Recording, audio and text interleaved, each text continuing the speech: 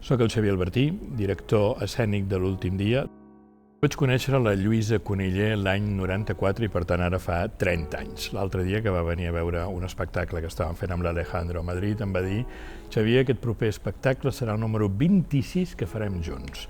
26 espectacles amb la Lluïsa suposo que donen fe d'un amor profund, d'una voluntat de conèixer-nos i d'haver crescut junts en aquests 30 anys de teatre. Li vaig demanar si li venia de gust escriure una peça per un dels actors que hi havia, que era l'Alejandro Bordanove, a partir d'una sèrie de premisses que tenien una sèrie de relacions amb la vida personal de l'Alejandro, que ell havia confiat i que jo els havia transmès a la Lluïsa perquè fossin usats des d'una perspectiva dramatúrgica. La Lluïsa ens va dir que ho intentaria i al cap d'uns mesos ens va regalar l'Últim dia.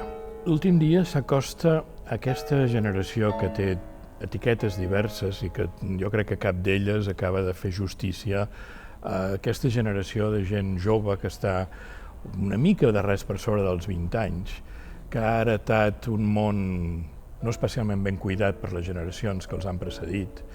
És un espectacle que fa referència precisament a una mena d'apocalipsi.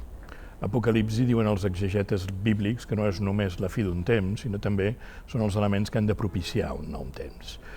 L'Últim dia és una mena de via crucis en el sentit d'una sèrie de parades que tenen totes, cada una d'elles, una tipificació en relació a la vida d'aquest últim dia, al canvi de paradigma de significació de la vida del noi.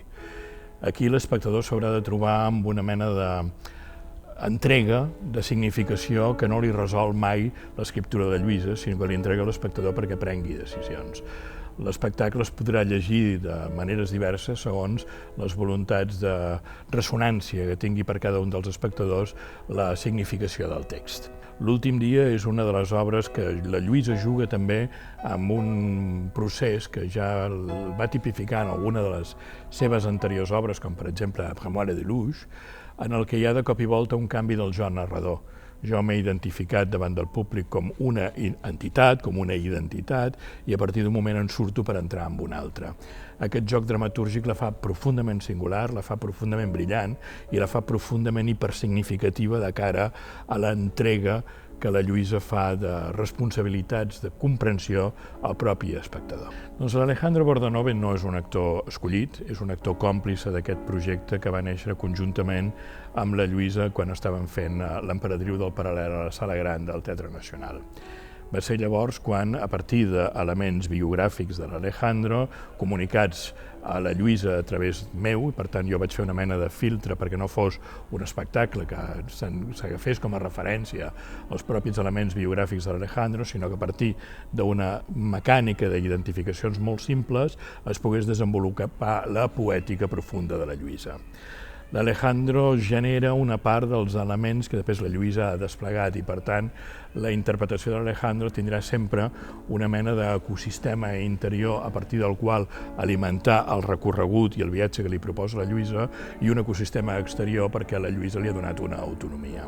La música dintre de l'espectacle és gairebé un altre personatge. He triat l'adagio de l'última sonata que va escriure Franz Schubert perquè té una mena de sensació de pulsació cardíaca i dintre d'aquesta sensació de pulsació cardíaca Schubert desenvolupa uns paisatges de naturalesa emocional d'una complexitat i d'una fascinació enorme.